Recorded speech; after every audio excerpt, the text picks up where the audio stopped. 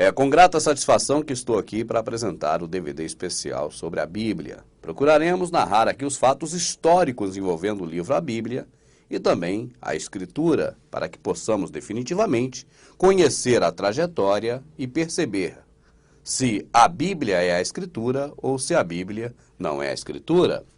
Nós ouvimos nos filmes de Hollywood, nos documentários evangélicos, nós vemos nas pregações, nas informações religiosas do cristianismo, de que a Bíblia foi escrita pelos homens de Deus, que a Bíblia é divinamente inspirada, que a Bíblia é a Escritura Sagrada.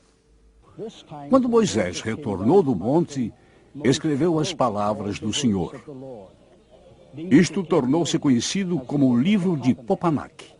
Estes, de fato, retirados do registro de Bacalamelec, tornaram-se o início das Sagradas Escrituras que hoje chamamos de Bíblia. Moisés desceu, então, do monte, escreveu as Escrituras, que é o que hoje nós conhecemos como Bíblia. Essa afirmativa que parece tão verdadeira já há muito tempo, será que é aceita pelos padres católicos, pela religião católica? Parece que não. Primeiro existiu a igreja, depois a Bíblia. É a igreja que fez a Bíblia, não a Bíblia que fez a igreja. Exato. Né? Muita gente que foi a Bíblia que fez a igreja. Aí que está a visão protestante. Ao contrário, é a igreja que compilou a Bíblia. Exato. Então aqui que está a realidade. Quem está falando a verdade? O sistema, o mundo, que diz que a Bíblia é a Escritura e que a Bíblia foi escrita por homens de Deus, ou os padres católicos que afirmam que a Bíblia foi feita por eles?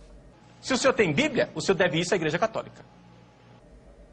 A resposta você tem neste vídeo.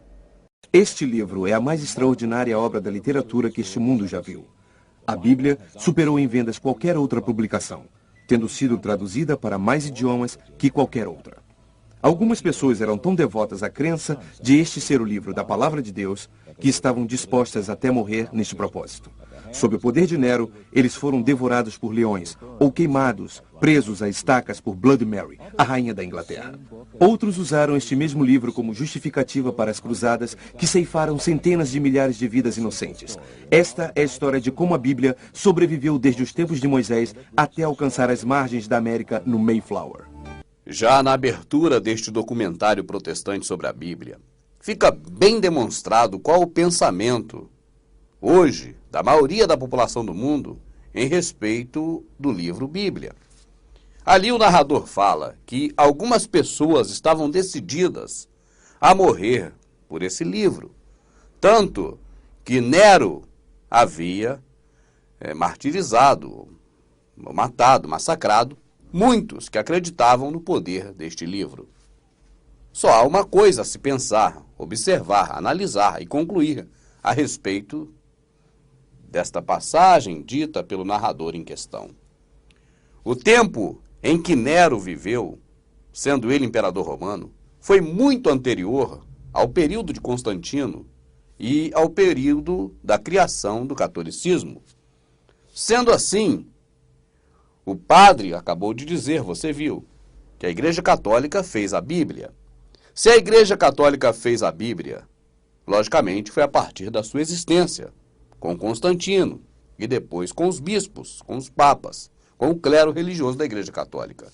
Assim sendo, como antes disso, no Império Romano, na época de Nero, ele poderia matar as pessoas adeptas do livro, sendo que o livro, a Bíblia, ainda não existia. Há, claramente, uma intenção de juntar ou confundir Bíblia com Escritura. Mas nós vamos analisar se a Bíblia é a Escritura. Outro ponto, quando o narrador encerra esse trecho, ele diz que este vídeo, este documentário, é sobre como a Bíblia sobreviveu desde os tempos de Moisés. Há de se analisar, ele está categoricamente dizendo que a Bíblia existia nos tempos de Moisés.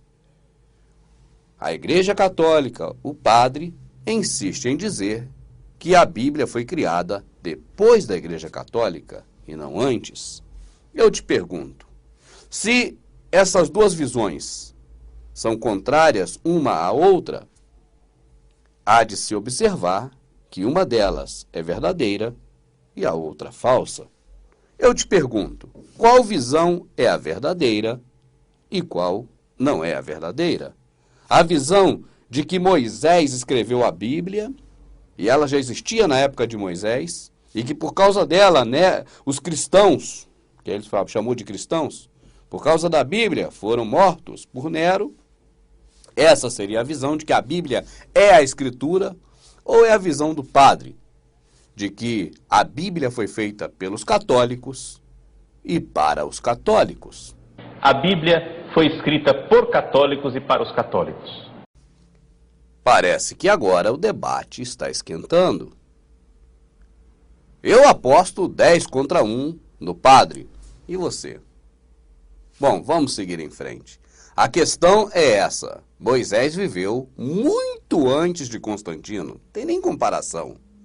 Mas o sistema religioso protestante insiste em dizer que a Bíblia foi escrita por Moisés, por Isaías e por tantos outros que viveram muito antes de Constantino.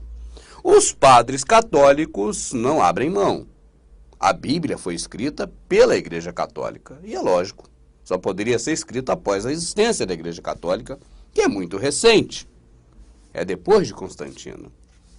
Se formos ficar nesse debate, não é, nós vamos passar aqui o resto desse DVD discutindo e não vamos ter um denominador comum. Eu creio que para você chegar à conclusão de que há uma pessoa falando besteiras aí no meio e outro falando a verdade, e para que você reconheça quem está falando a verdade, eu creio que seja melhor partirmos para um raciocínio lógico. Afinal, nós não temos só ouvido para ouvir o padre de um lado, o sistema religioso de outro e o irmão Rubens no meio. Não. Nós temos cabeça para analisar. Então vamos analisar com o nosso próprio entendimento. E nós teremos aí a certeza de quem está falando a verdade. Se o sistema que nos ensinou que a Bíblia é a Escritura, e de que a Escritura foi escrita por Moisés e pelos homens de Deus lá no passado, ou os padres, que insistem em dizer que a Bíblia, o livro, a Bíblia, foi feito por eles. Vamos começar a raciocinar? Você quer pensar com o irmão Rubens? Vamos pensar juntos. Vamos partir para eu pergunto e você responde. Mesmo comigo aqui no estúdio e você na sua casa, eu creio que é possível fazer isso. Está preparado? Vamos juntos então?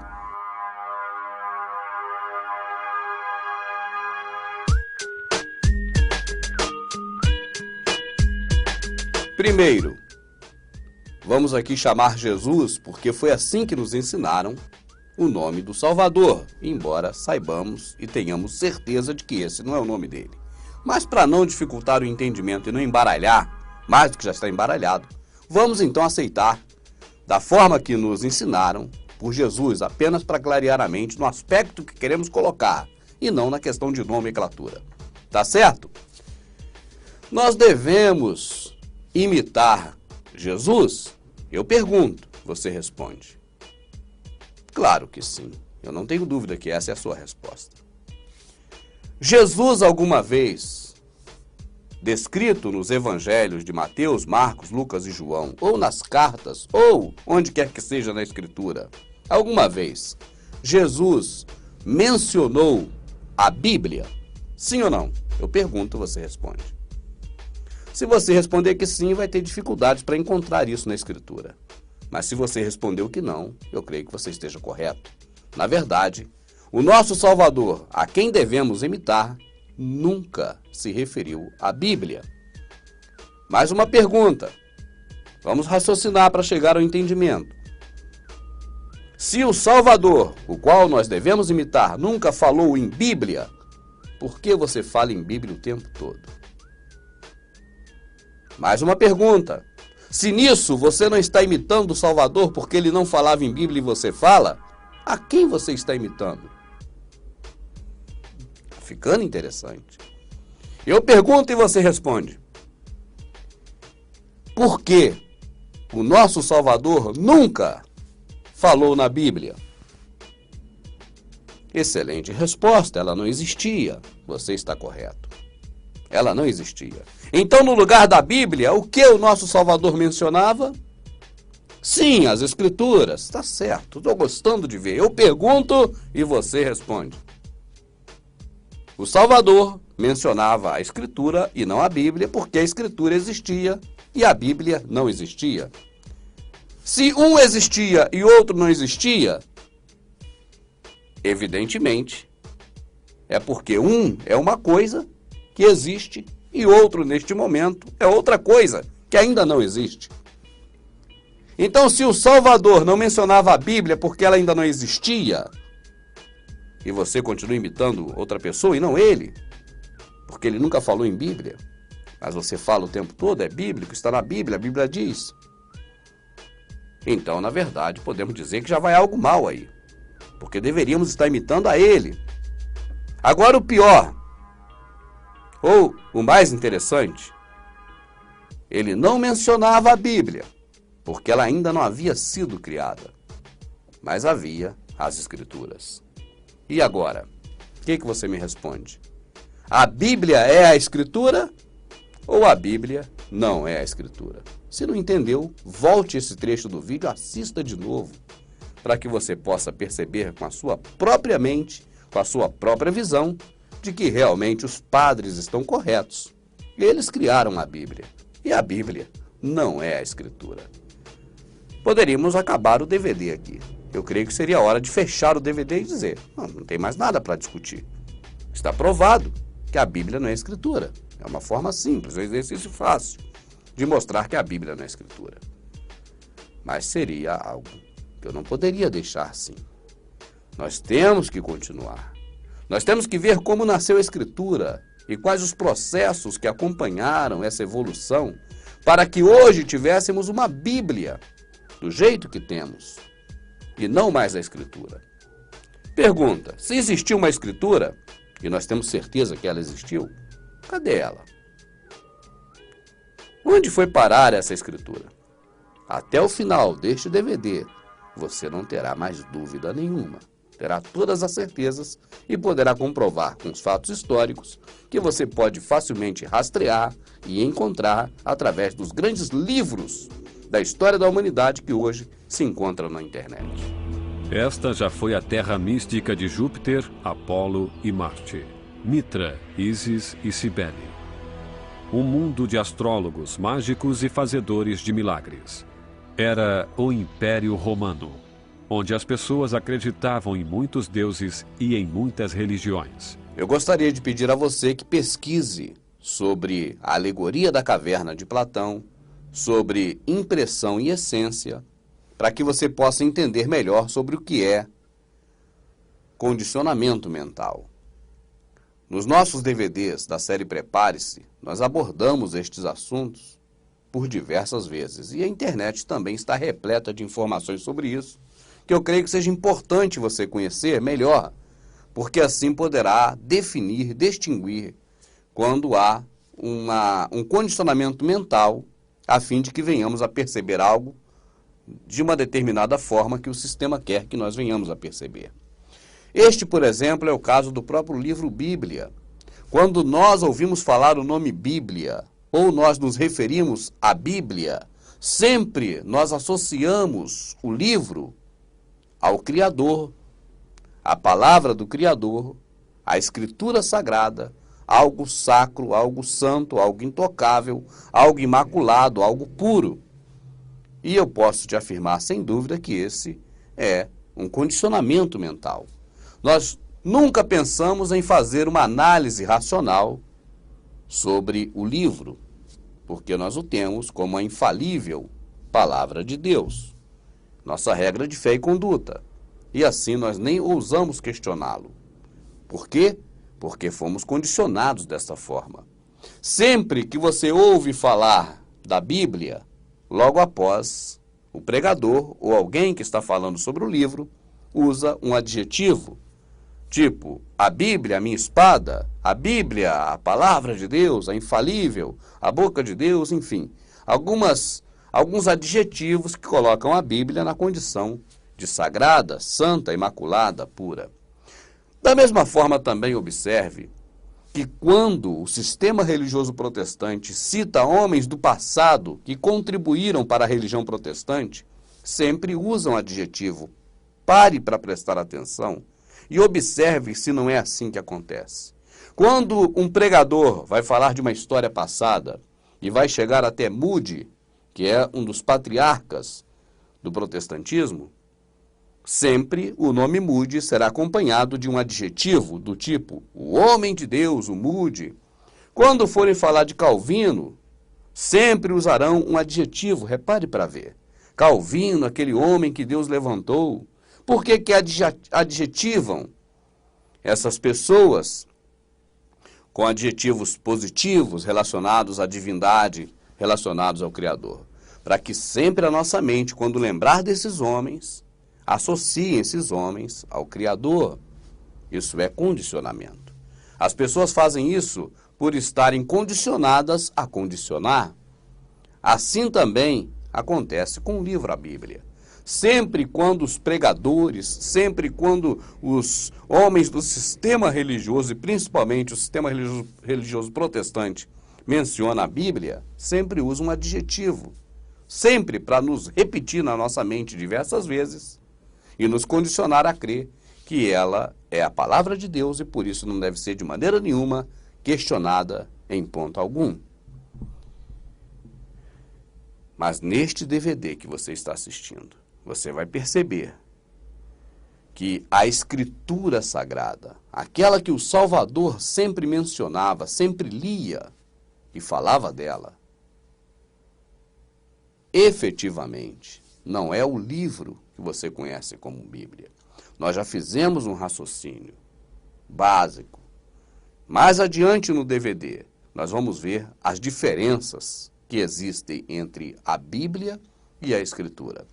Por ora, nós vamos retornar no tempo para fazermos, então, um exercício de memória do que ocorreu com a Escritura Sagrada.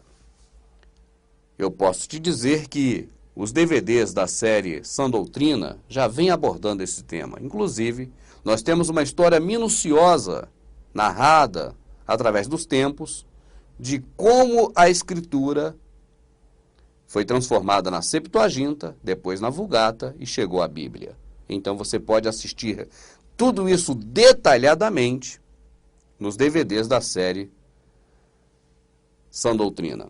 Agora, neste que nós estamos assistindo, nós vamos dar um enfoque especial, com bastante detalhes, no momento exato da criação da Bíblia, porque o tema deste DVD não é a Escritura, é a Bíblia. Então nós vamos focalizar principalmente o momento do Império Romano se transformando em Império Religioso e criando o livro Bíblia, para nós vermos detalhadamente tudo que ocorreu, os fatos que ocorreram, né, na Roma Antiga, no mundo da época também, no momento em que a Bíblia estava sendo criada pela Igreja Católica. Esse é o foco que nós vamos nos deter neste DVD. E se você tiver anseio por conhecer melhor a trajetória da Escritura antes desse período, eu peço que assista o DVD. Prepare-se, Sã Doutrina 1, 2, 3.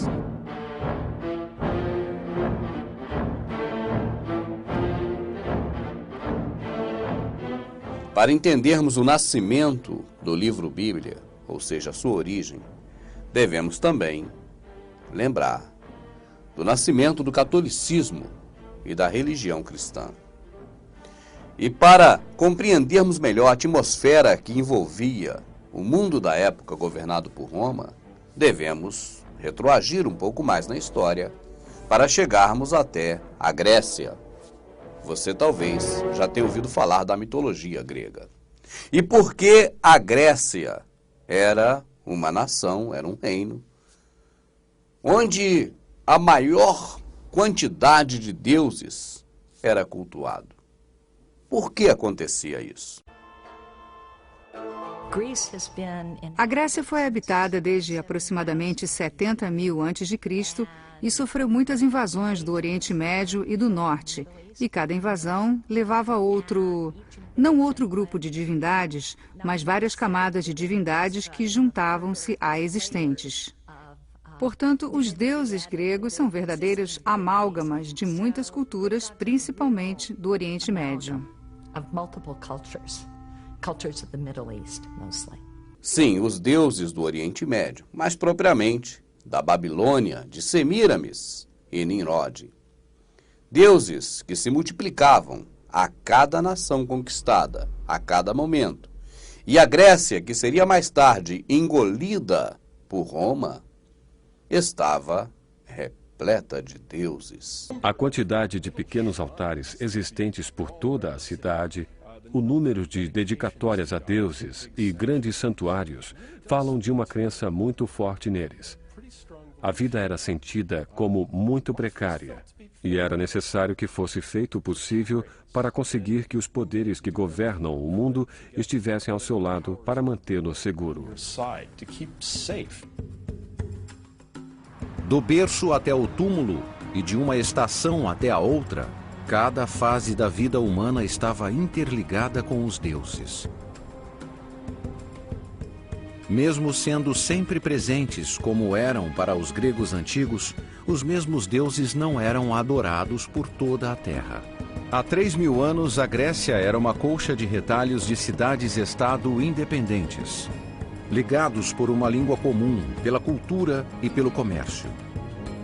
Mas enquanto as principais divindades como Zeus, Prometeu e Deméter eram adorados em todas as mais de 700 cidades-estado, cada cidade e aldeia afirmavam ter seu próprio deus.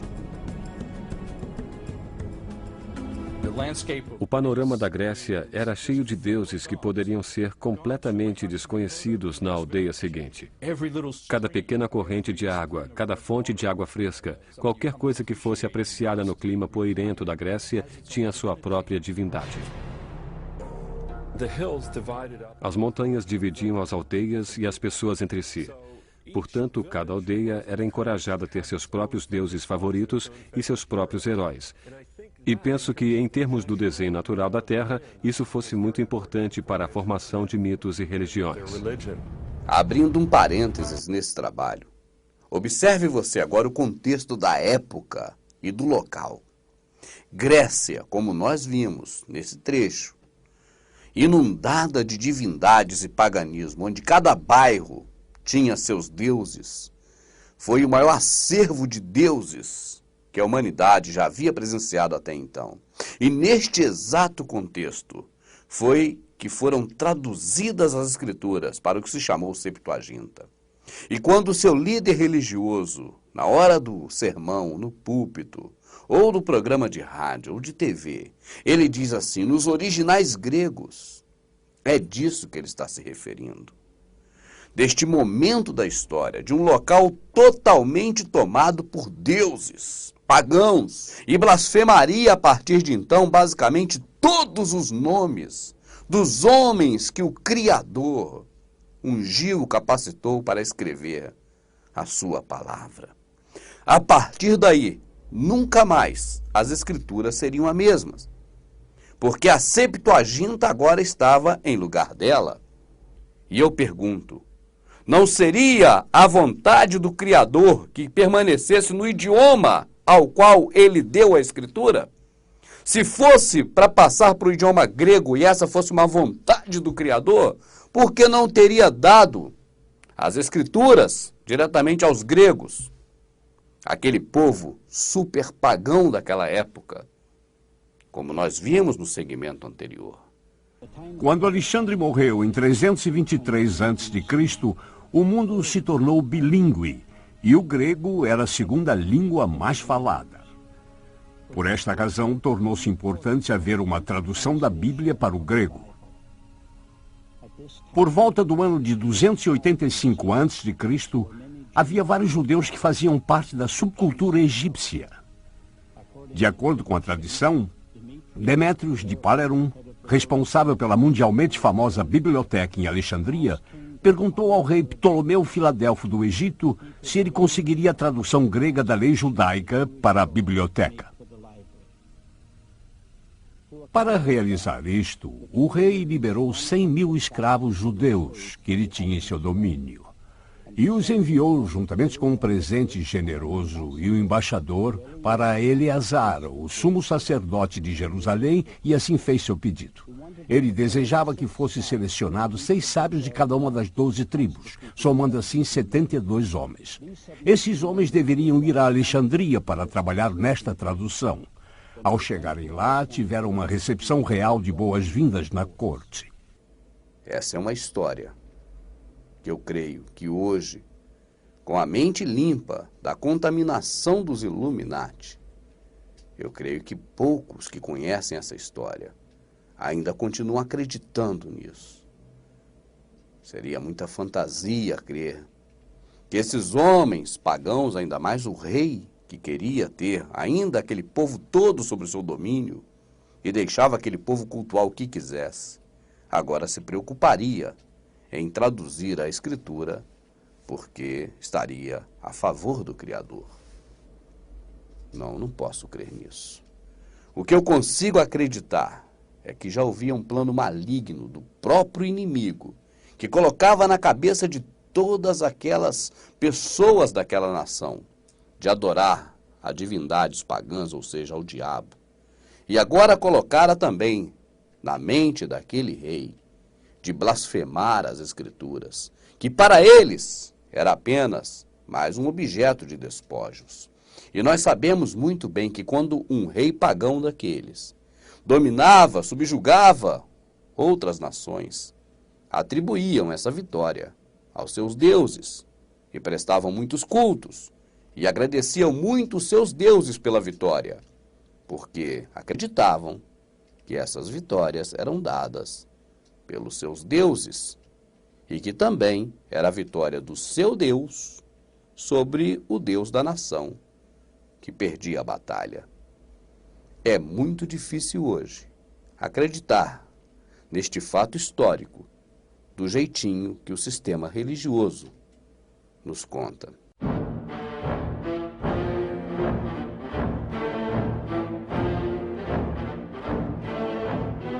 O Império Romano durou mais de 1000 anos. Sua história tem início com os povos etruscos, tiranos que roubavam as coisas dos mais fracos e acentuavam dia a dia o seu poder. Com o passar dos anos, receberam, por influência de homens que estavam nas sombras manipulando o reino anterior à Grécia, os conhecimentos para estabelecer o seu domínio, criando a República Romana. Os tiranos etruscos permaneceram no poder por pouco tempo, já que seus mentores conspiraram contra eles e o destruíram, assumindo o poder de controlar, daí em diante, a República Romana. Neste momento, os senhores do mundo, seguidores de Nimrod, estavam se preparando para derrubar a Grécia, o país de onde viera, e se fixar, em definitivo, em Roma, trazendo todos os seus deuses para se somar aos deuses que já existiam naquela localidade. Neste momento, os senhores do mundo estavam criando os magistrados romanos, faziam então as leis e se preparavam para derrubar o reino da Grécia, de onde saíram.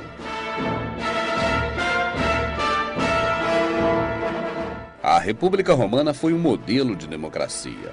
A cada ano, o Conselho, lógico, formado pelos senhores do mundo, elegia 2 novos governantes.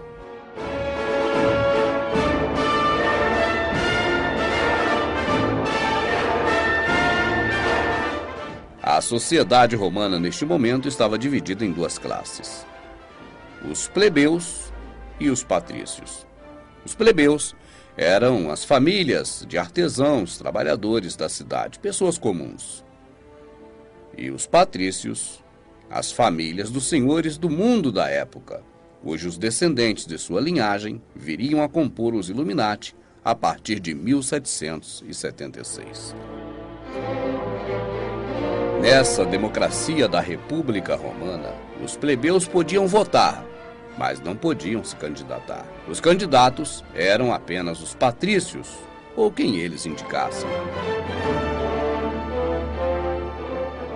Em 1471 a.C., os patrícios aprenderam a tática de utilização da oposição, claro, a fim de levar a culpa, e permitiram, assim, a criação de uma representação popular dos plebeus, que era formado por um parlamento composto de 10 homens, que eram eleitos pelos próprios plebeus.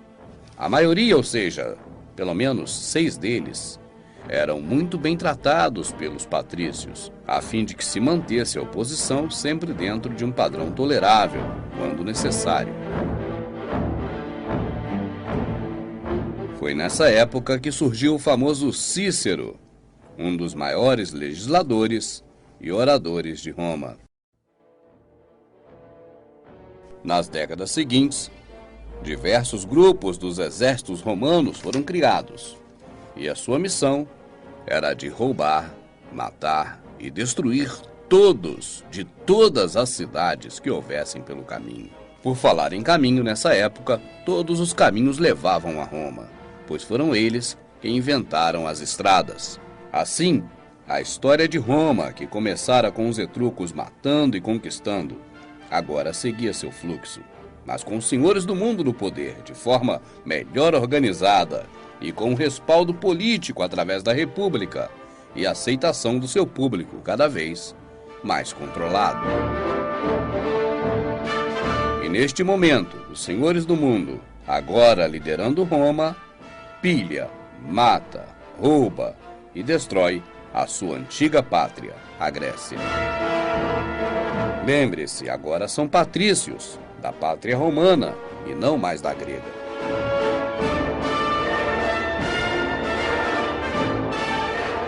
E como o exército crescia cada vez mais.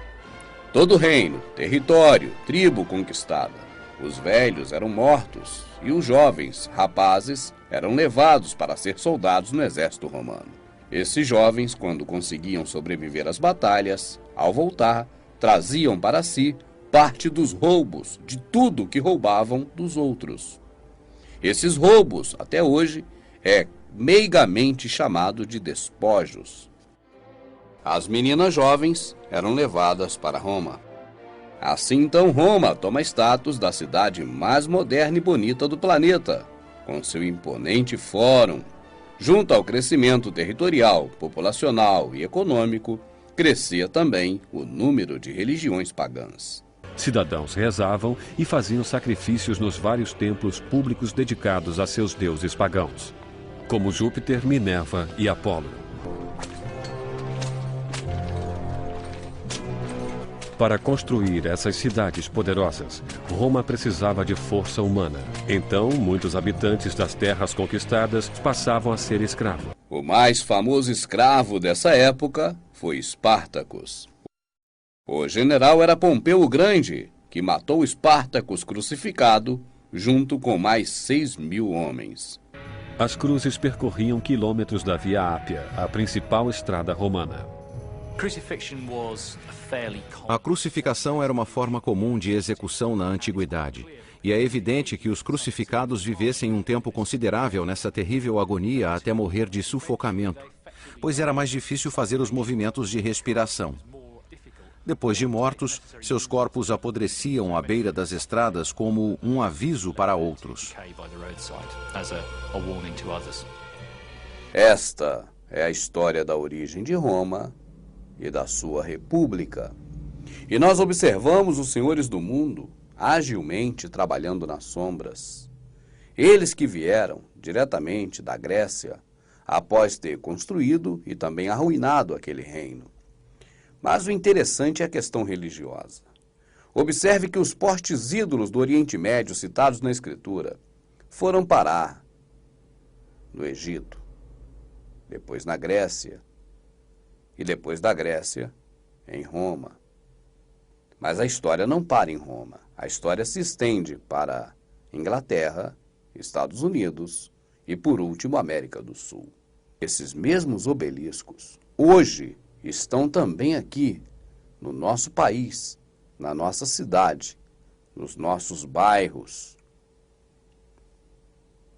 Poderia ser verdade algo tão fantástico, de que esses mesmos homens que dominaram aqueles reinos antigos nos dominam ainda hoje.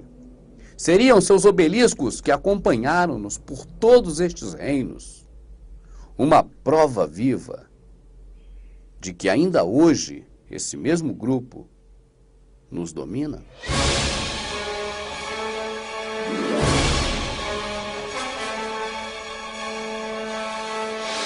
No século I a.C., os senhores do mundo, os patrícios, derrubaram a república e colocaram no poder o primeiro imperador romano. Seu nome de nascimento era Caio Júlio César.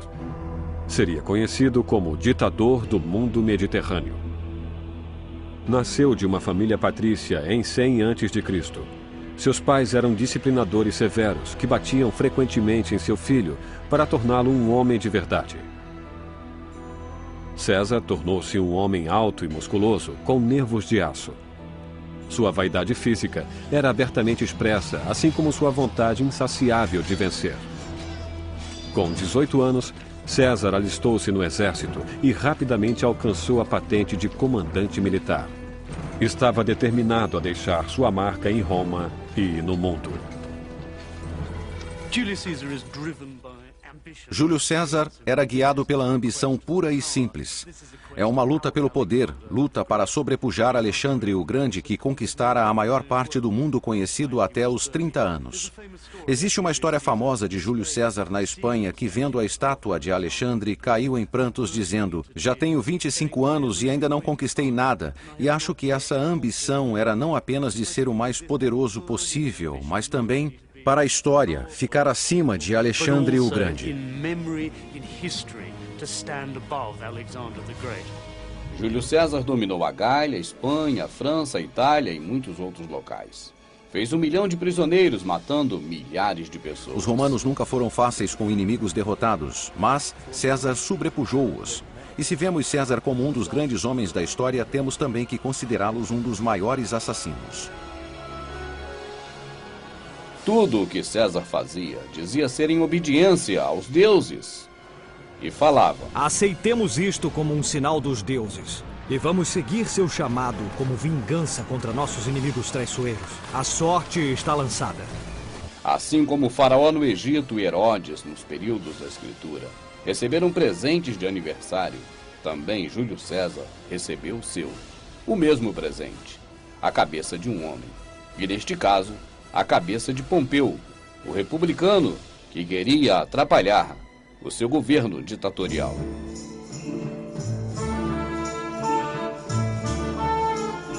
Essa foi a época de Cleópatra, a amante egípcia de César, que ao se mudar para Roma, levou junto com ela a libertinagem e uma penca de deuses, cada um com seus ritos pagãos. Temos então, neste momento, o calendário de 365 dias do ano, o calendário de Júlio César. E o seu mês, julho, é uma homenagem dele a si próprio. Após a morte de Júlio César, o povo o cultuou como mais um de seus muitos deuses. Foram construídos templos em seu nome, onde ele aparecia como chefe sacerdote ou sumo pontífice. Foi mesmo declarado um deus por alguns. Até hoje, em Roma, seu altar ainda é venerado. E se entrarem lá, verão os vestígios do altar que é venerado até os dias de hoje pelos romanos, ou pelo menos alguns romanos. Toda essa cultura religiosa, de diversos cultos, de diversos deuses, de diversas atividades ligadas a paganismo, que estavam presentes na Grécia, foram absorvidas por Roma.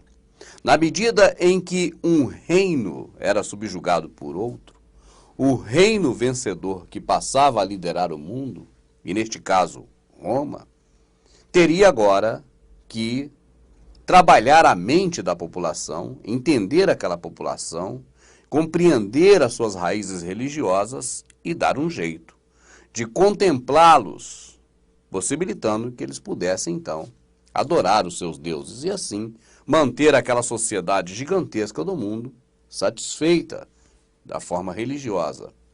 Assim sendo, Roma, herdando todas as atividades religiosas dos reinos anteriores a ela, se transformou na nação mais paganizada do planeta de todos os tempos.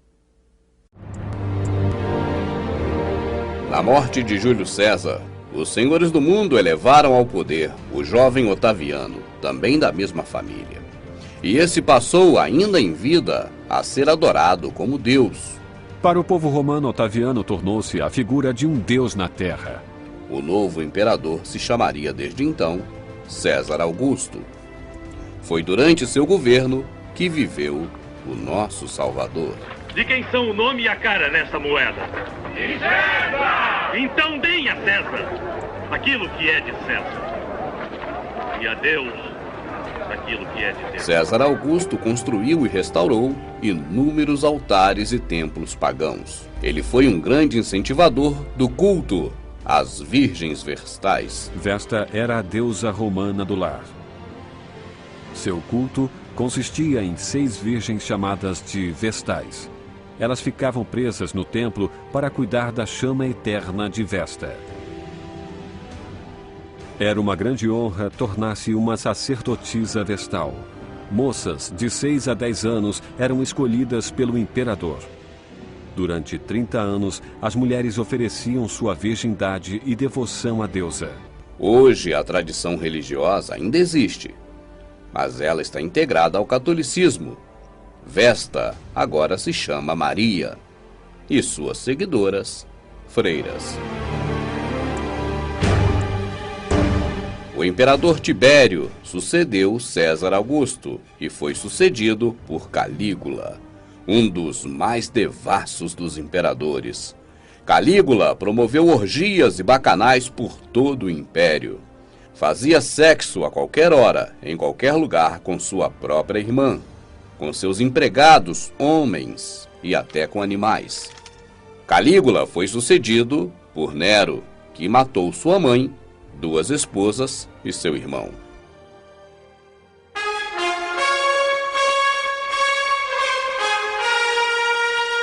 Nero tinha ódio mortal dos que eram servos do nosso Salvador e os massacrava.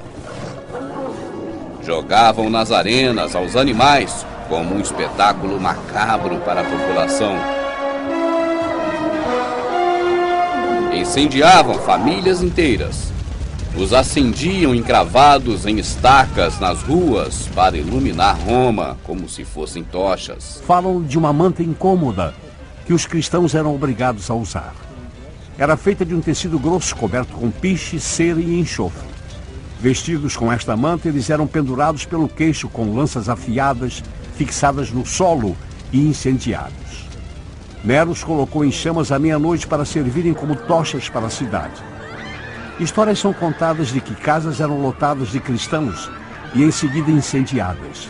Grupos de 50 amarrados com cordas eram lançados no mar. Espadas, cabelos incandescentes, rodas para esticar corpos humanos e garras de ferro para rasgá-los. Promovia todas as atrocidades contra todo aquele que professava a verdadeira fé no nosso Salvador.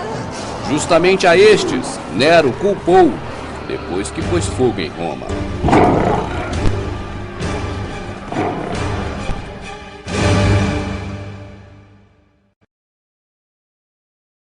Aos 30 anos, o imperador Nero se suicidou, dizendo a famosa frase: "Estou morrendo e o mundo perderá um grande artista." Vespasiano foi o 9º imperador romano. Aproveitou que Nero havia desocupado uma grande área ao colocar fogo na cidade e iniciou a construção de um lugar mais adequado para os que serviam ao Salvador. A partir de agora, os homens, mulheres e crianças de famílias que professavam a verdadeira fé em nosso Salvador já não seriam mais comidos por feras em pequenas arenas comuns. O lugar de suas mortes, nos dentes de feras para alegrar os romanos, agora seria o Coliseu, construído especialmente para ali matar os servos de Yahushua HaMashiach, quem eles próprios trocariam mais tarde o nome para Jesus.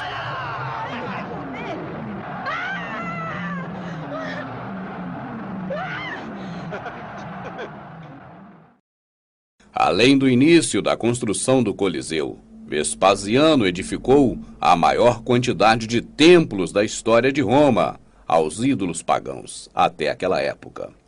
Seu filho, Tito, o sucedeu. Foi o 10º imperador de Roma. Tito terminou a construção do Coliseu, ergueu inúmeros templos pagãos e derrubou o Templo de Salomão em Jerusalém, cumprindo uma profecia do próprio Salvador. O pior crime em Roma naquele momento era crer em Yahushua HaMashiach, o nosso Salvador, o Messias. E exatamente esses eram os que faziam alegria e divertimento do povo romano. Ao meio-dia era o momento mais esperado, em que todos eles seriam jogados às feras selvagens. Havia talvez o que fosse o espetáculo mais horrendo de todos. A sessão do meio-dia, em que criminosos eram levados para a arena e simplesmente executados para a diversão do público. A expansão do Império Romano, com Roma matando, destruindo famílias, lares, roubando as coisas de todo mundo, Roma conseguiu atrair para si muitos inimigos. Muitos eram inimigos de Roma. Mas Roma só via um inimigo pela frente. E não era inimigo político. Para Roma, seu grande adversário era justamente os servos do nosso Salvador. Porque todas as nações conquistadas por Roma, menos a nação de Israel, tinham diversos deuses e os adoravam. Com Israel era diferente. Havia passado pouco tempo atrás por aquela cidade um homem que havia promovido uma revolução nos ensinamentos das coisas do Criador, Yahushua HaMashiach. E esse homem havia convencido, com seu testemunho de vida, muitas pessoas de que deveriam seguir um verdadeiro Deus. Estes se tornavam os piores inimigos para Roma.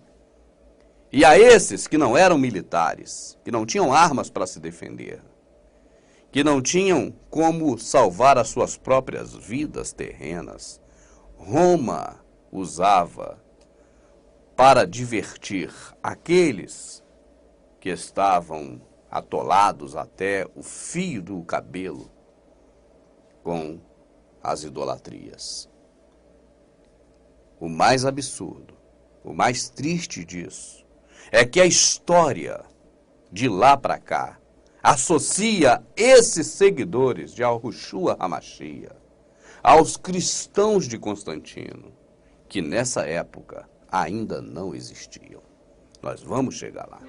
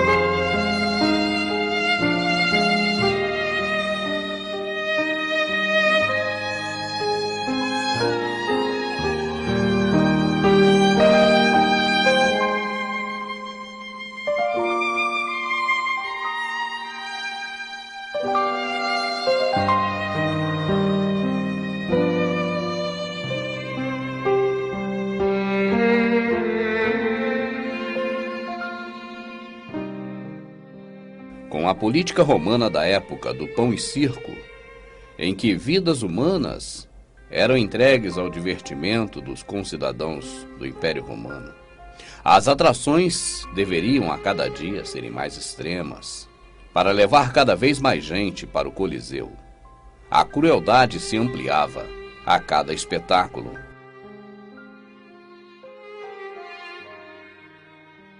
O recorde do absurdo foi quando, no governo do imperador Trajano, de uma só vez, 10.000 servos do Salvador, entre eles mulheres, idosos e crianças, foram cruelmente jogados na arena. Anos mais tarde, em 107 d.C., o imperador Trajano apresentou o espetáculo sangrento maior de todos. 10.000 gladiadores e mais de 11.000 animais foram mortos brutalmente. Nerva foi o imperador que sucedeu Tito. Depois veio Domiciano e Trajano. Trajano se destacou por ser compreensivo com todos os tipos de cultos pagãos do grande império romano da época. Em grande parte, Trajano era tolerante quanto às muitas religiões praticadas em seu império.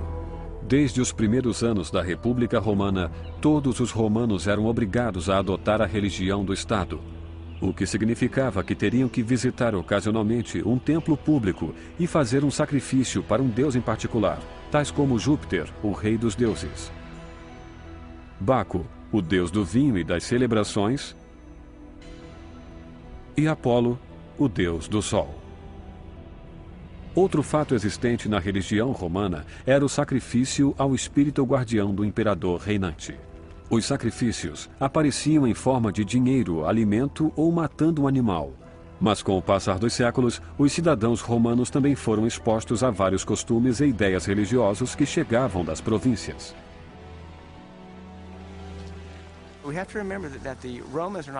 Temos que nos lembrar de que os romanos não viviam esta vida pensando em uma outra, viviam pensando somente nesta.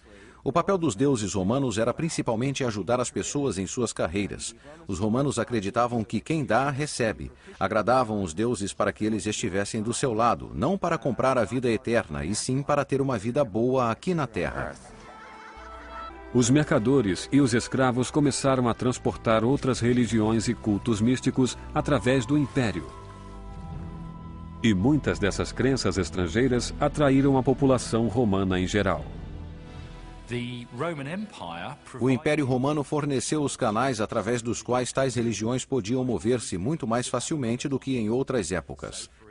Por exemplo, a deusa egípcia Ísis, que estava no centro de outro desses chamados cultos misteriosos, teve seu culto expandido não somente para a Itália, para o centro do Império, mas muito além disso.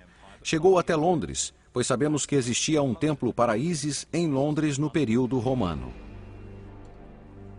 Os soldados romanos, em particular, tornaram-se seguidores ávidos de Mitra, deus persa do bem contra o mal. Seu culto, que simbolizava a morte e a renovação, atraiu os soldados que sempre tinham que encarar sua própria mortalidade nos campos de batalha. O culto originou-se nas províncias asiáticas, mas no século I d.C. foram encontrados templos para Mitra na Itália e até no norte da Bretanha.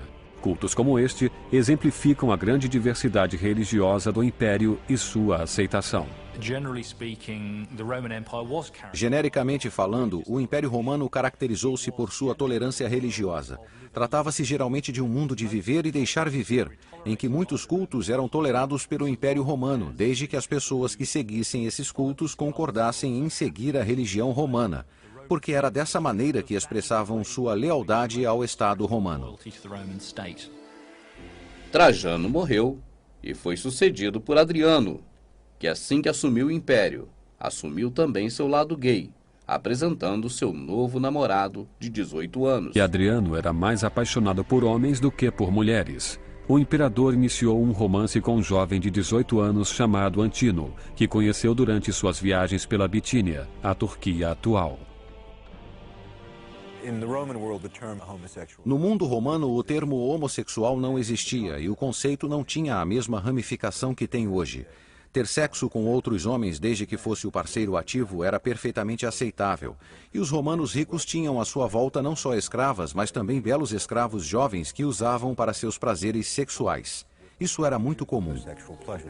O líder do mundo, o imperador romano Adriano, está de mãos dadas com seu namorado de 18 anos, percorrendo todo o Império Romano, cujos territórios expandiam-se por mais de 32 milhões de quilômetros quadrados, incluindo 4.000 cidades e 44 províncias. Quase todas as cidades visitadas por ele construíram templos em sua homenagem.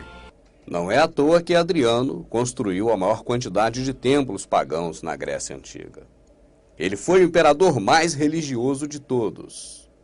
Desde a infância estudara ocultismo e magia negra. Ia constantemente, dentre uma viagem e outra, ao Egito, adorar a sua deusa predileta, Ísis. O imperador viajou para o Egito com uma grande equipe que incluía seu amante Antino. Em meio às suas reuniões com o governador e cidadãos proeminentes da província, decidiu fazer um passeio de barco pelo rio Nilo. Mas durante a viagem, Antino, o amante de Adriano, escorregou do barco e afogou-se. Quem estava presente na época disse que Adriano chorou como uma mulher quando Antino morreu. Imediatamente declarou seu amante um deus e batizou uma cidade do Nilo com o nome dele. Esse templo que está aqui atrás de mim, ele te lembra algum templo de alguma denominação conhecida? Pode ser que ele te lembre vários templos de várias denominações protestantes. Pode ser que ele te lembre também vários prédios públicos. Este prédio, templo, foi construído por Adriano. É uma das grandes construções romanas que permanecem até os dias de hoje em Roma. Adriano havia construído o templo para todos os deuses que conhecia e, preocupado de ter deixado, ao longo de sua vida, de construir algum templo para algum deus, Adriano resolveu promover essa construção. O panteão dos deuses, um templo para todos os deuses. O paganismo romano expresso neste templo de todos os deuses, o panteão, serviu de inspiração para a grande parte dos templos religiosos cristãos e principalmente protestantes que estão aí. Em 118 d.C., comissionou a reconstrução de uma das maravilhas mais duradouras de Roma, o Panteão, dedicado a todos os deuses romanos. Dentro do templo, cascatas de luz solar penetravam por uma abertura chamada óculos. Muitos romanos acreditavam que aquilo simbolizava o olho dos deuses olhando para eles. A obsessão religiosa por seus deuses, o alto grau de religiosidade que pulsava dentro do seu coração, não deixava Adriano dormir. Ele havia visitado 36 das 44 províncias governadas por Roma, todas as 4.000 cidades romanas, durante a sua vida. Nestas cidades, sem exceção, e nestas localidades de províncias, Adriano havia construído templos para todos os seus deuses e para si próprio ser adorado. Mas uma cidadezinha simples, uma cidadezinha pequena, lá no meio do deserto, no Oriente Médio, tirava o sono de Adriano. Ele teria que também naquela cidade construir pelo menos um templo de adoração pagã. Na época, a grande maioria do povo que vivia no Império Romano acreditava em muitos deuses, inclusive nos deuses romanos, que os cidadãos eram obrigados a adorar por lei. Mas isso não era possível com os judeus que acreditavam em um só Deus e cujas leis religiosas proibiam de adorar outros deuses. Com o tempo, a recusa dos judeus de adorar a religião estatal causou tensão entre o imperador reinante e os cidadãos de Jerusalém, a capital da Judéia. A insensibilidade quanto às práticas religiosas judaicas levaram uma série de ataques violentos. Em 70 d.C., os soldados romanos invadiram as ruas de Jerusalém. Matavam qualquer um e assaltaram os templos sagrados judeus. O cronista judeu Joséfos disse narrando a matança: lançavam-se pelas ruas com espadas em riste, massacrando indiscriminadamente todos os que estivessem em seu caminho. Joséfos. Adriano estava consciente da hostilidade entre o governo romano e o povo da Judéia, mas estava determinado a entrar em Jerusalém. Adriano exigiu que um templo romano fosse construído em honra ao deus Júpiter. Para desespero dos judeus, Adriano ordenou que o novo templo fosse erigido no ponto exato onde existia antes o templo sagrado judeu, antes de ser destruído pelos soldados romanos. Adriano insultou os judeus denunciando seus rituais culturais. Os judeus sentiram-se ultrajados pelo decreto sacrílego de Adriano. Em 132 d.C., em uma exposição maciça de desafio, milhares de judeus juntaram-se para fazer uma tribuna contra o Estado romano. Durante quase 4 anos, os judeus afastaram várias legiões romanas. Mas no final, o exército romano tomou a cidade de Jerusalém. Mais de 500 mil de judeus foram massacrados. A revolta de Bar Kokhba foi a maior batalha militar durante o reinado de Adriano. Seu exército restaurou o poder romano na província da Judéia, mas a batalha deixou lembranças amargas dos dois lados. Penso que o mais significativo neste caso é que ele não representou o menor problema militar para os romanos. Aquelas pessoas não eram importantes militarmente. O imperador Adriano faleceu no ano 136 da nossa era. Ele havia acendido o estopim da ira de Roma contra a verdadeira Igreja do Salvador. E esse estopim jamais se apagaria. Todos os imperadores que sucederam Adriano promoveram perseguições terríveis contra a Igreja verdadeira. Mas nenhum deles superou a tamanha crueldade do antecessor de Constantino, chamado Diocleciano.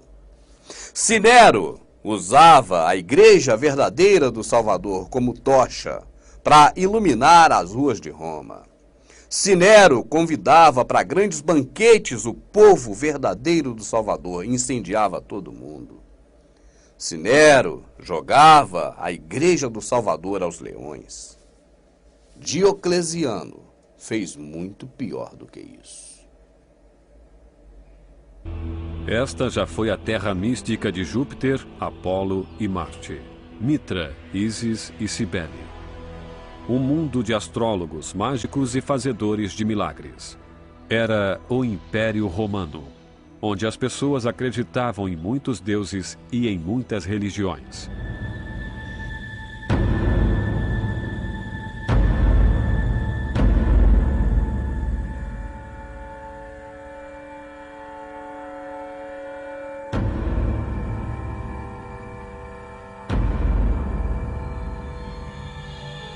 No período de Diocleciano, a Roma já não era mais a mesma. O império estava em queda livre. E isso havia um motivo de acontecer. Ao longo da história do Império Romano, cidades e mais cidades foram saqueadas. Cada cidade saqueada tinha todos os seus tesouros e riquezas levados para o centro da capital de Roma. Aquela população daquela cidade conquistada, que durante toda a sua história havia lutado para conseguir as suas riquezas, agora ficavam sem nada. E Roma ficava com tudo. A curto prazo, isso não haveria de interferir tanto. Mas, a longo prazo, Roma enriquecia-se cada vez mais. E as cidades, inúmeras, 4.000 cidades, 44 províncias, ficavam cada vez mais pobres. Mas Roma não abria mão dos seus impostos. E essa falta de dinheiro na população do Império Romano fazia com que as coisas ficassem bem difíceis para o governo de Diocleciano. O jeito encontrado por ele foi dividir esse império.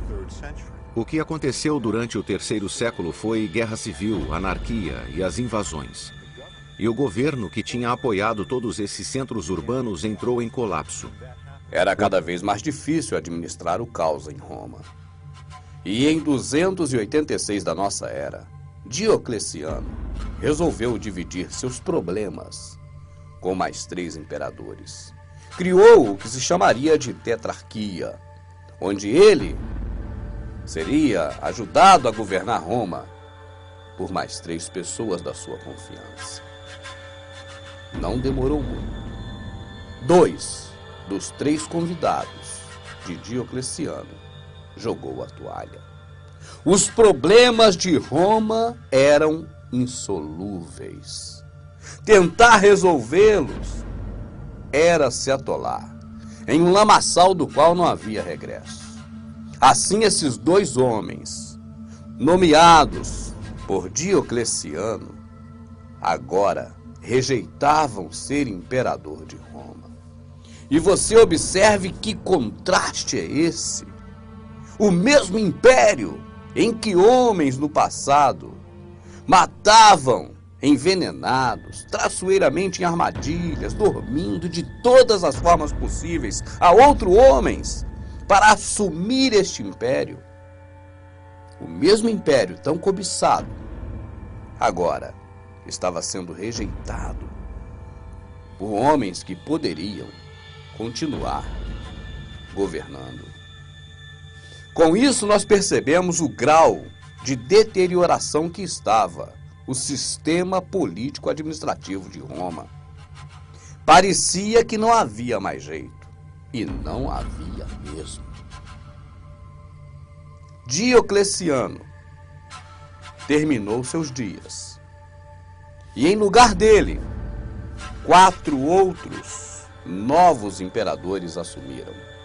Entre os 4, havia um que entrou para a história, ficou muito famoso e adquiriu inúmeros líderes que o segue até hoje. Seu nome? Constantino. Por mais de 600 anos, Roma foi a cidade mais magnífica do mundo antigo, a capital do poderoso Império Romano. Mas com a ascensão do imperador Constantino o Grande, o império estava mudando. E durante o caminho nascia uma nova fé, uma religião que conquistaria o império e deixaria sua marca no mundo. O Império Romano ia de mal a pior. Os serviços públicos eram precários. Os setores governamentais de Roma estavam totalmente desestruturados. E principalmente, a economia romana estava no buraco, já que um império gigantesco agora não tinha mais dinheiro para pagar impostos, porque Roma já havia sugado tudo. A verdade é que o dinheiro de Roma não tinha lastro, ele era o próprio lastro. As moedas eram feitas em ouro, chamavam-se onças, e o setor financeiro de Roma estava muito prejudicado. As pessoas sem condições financeiras partiam para tentativas de motins, tentativas de revoltas. Ficava muito difícil para o governo de Roma, naquele momento, contornar a situação. E agora havia falecido Diocleciano. E com ele também os 3 outros imperadores que ele colocara para poder governar ao seu lado. Teriam que assumir novos governadores.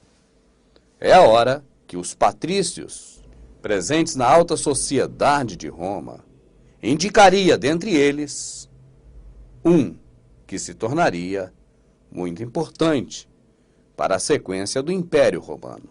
Claro, não mais o Império Político, mas o Império Religioso. Esse era um momento de transformação. Era a hora em que a lagarta entrava no casulo para dali sair uma borboleta. Mas sobre a transformação do sistema político para o sistema religioso, nós vamos falar daqui a pouquinho. Porque agora eu gostaria que você conhecesse a atmosfera de Roma naqueles dias de Constantino. Eu gostaria que você entendesse bem qual era aquela localidade em que nasceria o cristianismo religioso instituído por Constantino. E que você, analisando a atmosfera local do momento, refletisse sobre os princípios dos quais você acredita em favor da religião de Constantino, o cristianismo. Vamos entrar um pouco mais fundo na história romana, daquele exato momento em que Constantino estava para assumir o poder ao lado de 3 outros imperadores. E aí, daí em diante, colocar em prática a sua missão determinada pelos senhores do mundo de fazer aquela transformação em toda a estrutura administrativa do império político, passando para o império religioso. Vamos conhecer melhor, então, a cidade de Roma naquele contexto.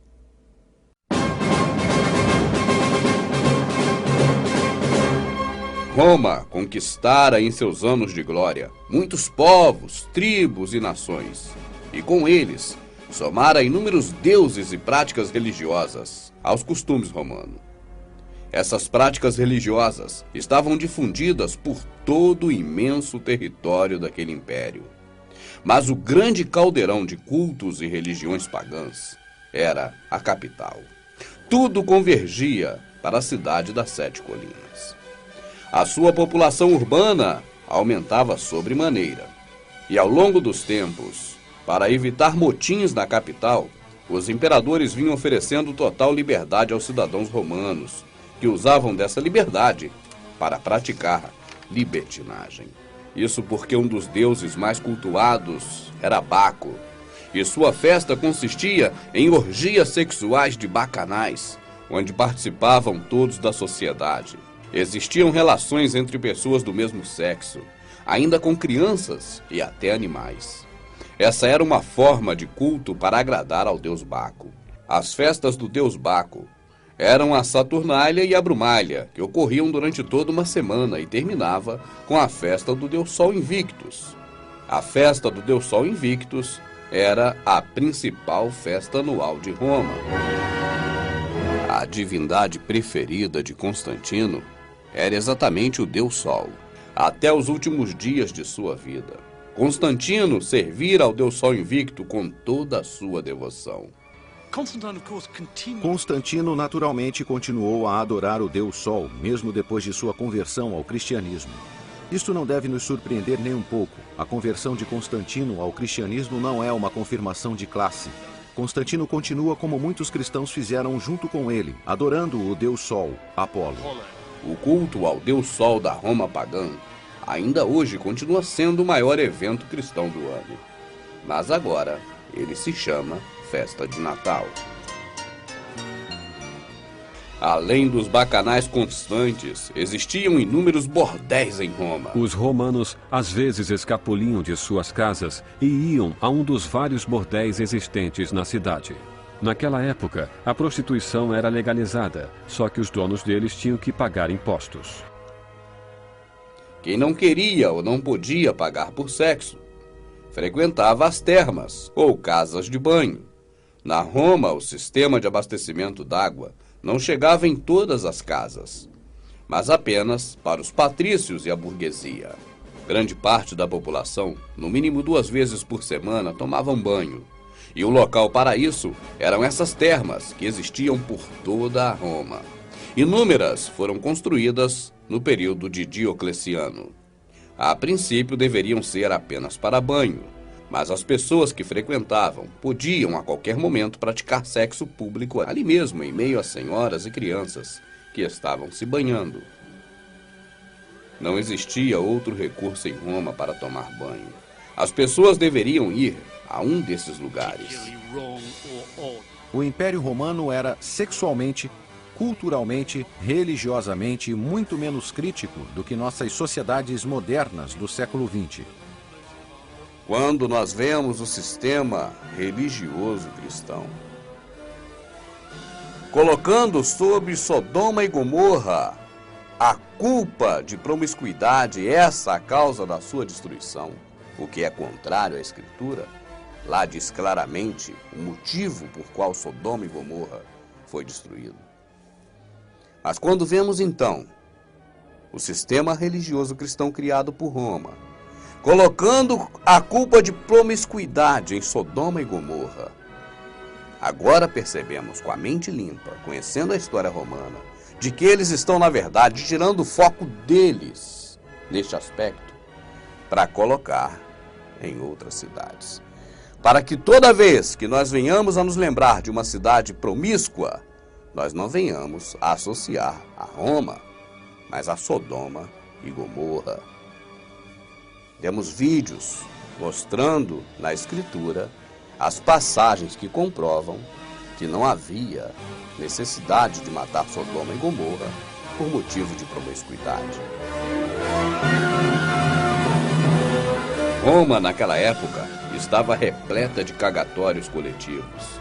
Eram neles que o povo tinha permissão de se aliviar. Só os ricos tinham privadas particulares. A maioria dos cidadãos das províncias utilizava os lavatórios públicos, longos bancos de pedra, com uma série de buracos aparentes.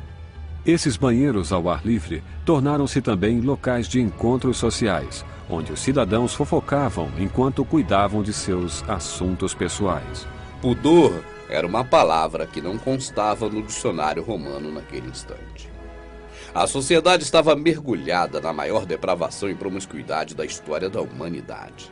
Nunca existiu, e até hoje, com todo esse poderio da mídia, não há tanta sem-vergonhice no mundo como existiu entre o povo romano daquela época, principalmente na capital. Os exemplos de Calígula, Nero e tantos outros imperadores tinham alcançado o público em geral, e Diocleciano, para poder garantir seu péssimo governo, liberou tudo o que ainda não era liberado.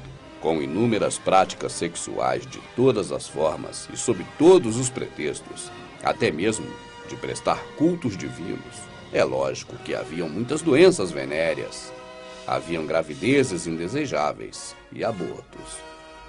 Dar à luz era perigoso para as mulheres e muitas morriam de parto. Quanto ao aborto, eram praticados tanto nas classes baixas quanto nas altas. Temos notícias dos métodos usados, sendo que alguns deles são nossos conhecidos. Aconselhavam banhos quentes, pular muito, levantar objetos pesados, cavalgar animais, coisas desse tipo. As mortes nas arenas continuavam tragando as vidas da verdadeira igreja que Diocleciano agora perseguia como ninguém antes dele fez. Um dos perseguidores mais ferrenhos dos cristãos foi Diocleciano. E ele tinha motivos ocultos para isso, como veremos adiante. Mesmo com o fim do Império Romano, seus governantes continuavam fiéis aos seus deuses e tinham um templo de adoração até mesmo em suas casas. A propriedade de 300 acres do imperador possuía templos, fontes e piscinas. Apesar de usarmos imagens de quadros pintados sobre Roma e estátuas feitas pelos senhores do mundo em homenagem aos seus antecessores, os romanos, embora usássemos essas imagens brandas para não te ofender, se fôssemos aqui colocar imagens reais do que ocorria em Roma, esse trabalho nosso seria totalmente impublicável. As coisas eram muito mais terríveis do que o que você assistiu aqui.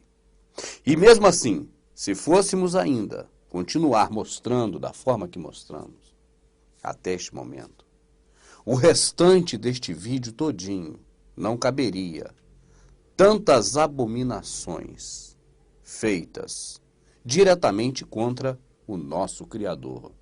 Naquela época específica, principalmente, de Diocleciano e de Constantino. A tortura de homens, o assassinato, a crueldade era o pior pecado da humanidade desde a fundação do mundo, quando Caim matou Abel. O principal pecado contra o Criador é a desobediência. E o mandamento é amar ao próximo como ele nos amou e como a nós mesmos. Assim sendo, toda aquela coisa que ocorria em Roma era, na verdade, sintetizada em uma só coisa: desobediência ao Criador, falta de amor ao próximo. Pois bem, já conhecemos a Roma na época do nascimento do cristianismo. E a partir de agora, vamos detalhar a vida de Constantino, o imperador romano, que criou o cristianismo. E você vai saber por que ele criou. E não se converteu, como a história conta, mas ele próprio criou o cristianismo nos próximos momentos aqui desse vídeo. Fique bem atento. Embora você tenha ouvido até aqui, algumas vezes sendo citados, o nome de cristãos para a verdadeira igreja, é porque foram pegos aqui trechos de documentários produzidos pelo próprio sistema. Mas, na verdade, você que está assistindo a este vídeo, a partir de agora, conhecerá melhor o nascimento do cristianismo e saberá por que aqueles homens que morriam nas arenas, aquelas pessoas que serviam ao Salvador e existiram antes de Constantino, você vai saber realmente por que jamais deveriam ter sido chamados de cristão. Você conhecerá a partir de agora Constantino e os cristãos de Constantino. Diocleciano e Galério instigaram um movimento anticristão. Proibiam os cristãos de adorar publicamente em grupos. As Bíblias foram condenadas. Esses imperadores também impuseram tortura e morte para qualquer cidadão romano que se recusasse a honrar os deuses do Estado. Milhares de cristãos foram martirizados durante o movimento que durou 10 anos. Os fatos narrados pelo documentário nesse trecho que acabamos de assistir estão corretíssimos. Foi exatamente o que aconteceu. Agora, as palavras não são as verdadeiras. Não eram cristãos aqueles homens e mulheres. Eram a igreja, servos de Yahushua HaMashiach. Isso porque o cristianismo, com essa palavra Cristo, e dela derivado cristianismo e cristão, só foram fazer parte do contexto a partir do momento em que Jerônimos faz a tradução chamada Vulgata. Neste DVD teremos detalhes sobre isso. Só quero aqui que você atente que Diocleciano havia implementado uma década de perseguição aos verdadeiros homens e mulheres de Deus. E naquele tempo em que se massacravam aqueles homens e mulheres, crianças e jovens e adultos, sem piedade, o sistema que está aí hoje para nos contar aquela história usou também um termo mais suave. Mártir, martirizaram, foram martirizados para poder suavizar, para poder não deixar transparecer a realidade da total crueldade que era implementada contra aqueles seres humanos. Mas isso não é o pior deste momento de Roma que a história nos conta. O pior é a mentira. A história que seguiu Roma inverteu os fatos. Eles nos ensinaram, através dos livros, através das escolas, através dos documentários, de que enquanto mais se matavam o povo de Deus, que eles chamam de cristão, mais a igreja crescia. Essa é a pior mentira dessa fase. Essa talvez seja a mais cruel mentira que o sistema governante mundial, através dos Rockefeller, da Fundação Rockefeller Illuminati, que comanda a educação em todo o planeta, talvez tenha sido essa a informação histórica mais mentirosa de todos os tempos. Diocleciano perseguia, sim, aqueles homens e mulheres do Criador.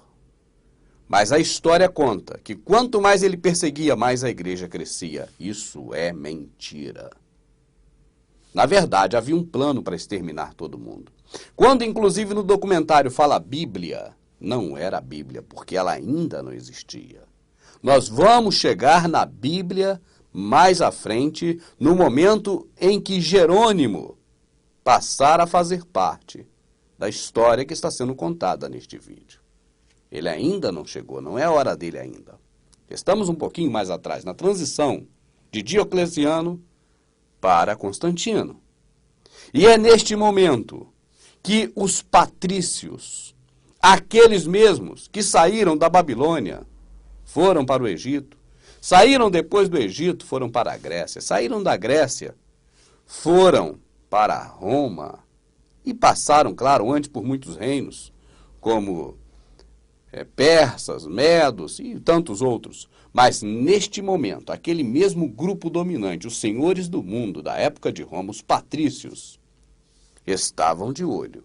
Eles representavam a nobreza romana. A história pouco fala deles. Pouco menciona os patrícios. Como também ainda no dia de hoje, pouco mencionam as famílias que governam o mundo. Nada mudou. Mas naquele momento em que Roma estava sucumbindo, porque já havia saqueado todo o mundo, o planeta inteiro conhecido da época, estavam todas as pessoas, todas as populações de todas as cidades e também de todos os povoados conquistados por Roma, mergulhado na mais infinita miséria. Isso porque Roma havia saqueado todos eles e eram obrigados a pagar altos impostos que foram aumentados e muito na época de Diocleciano. Pesquise tudo o que nós estamos falando aqui e você encontrará esses fatos reais. Vai pesquisando. Agora, o que ocorria é que os senhores do mundo teriam que tomar uma decisão drástica. Não havia mais o que conquistar. Não havia mais de onde tirar dinheiro da população, porque eles não tinham mais como pagar impostos. Roma estava na beira do abismo. E agora haveria-se de preparar uma nova ordem de domínio para Roma, um novo sistema. E os senhores do mundo, tendo no poder o seu fantoche, chamado Diocleciano, lidera algumas missões. Ele deveria preparar o caminho para Constantino. Ele deveria deixar o governo romano da época prontinho para Constantino assumir e desempenhar o papel ao qual ele estava sendo designado. Para que Constantino tivesse êxito nas tarefas determinadas pelos senhores do mundo da época, haveria de que Diocleciano preparasse direitinho tudo. E havia uma missão muito séria a cumprir. Exterminar todos, eu disse todos, os servos de Yahushua HaMashiach, a verdadeira igreja. Todos. Exterminar, não deixar nenhum que soubesse. E ainda, confiscar todos os livros sagrados, toda a escritura que ainda restava. Diocleciano tinha essa missão, confiscar todos e queimar uma boa parte deles. Essa era a missão de Diocleciano em favor dos senhores do mundo para preparar o caminho para o cristianismo de Constantino. Mas então veio aquele terrível tempo de perseguição de Diocleciano em 303 d.C. Eles fizeram algo que nunca havia sido feito antes nessas perseguições. Eles exigiram a destruição de todos os documentos sagrados. Não sabemos o que perdemos nesta época. Nós acreditamos que havia literalmente milhares de documentos que nos foram tomados por causa dessa perseguição. Se você vai vender gato por lebre, tem que primeiro exterminar todos os gatos, para que nenhum sobrevivente possa aparecer e estragar a farsa. Diocleciano sabia disso muito bem.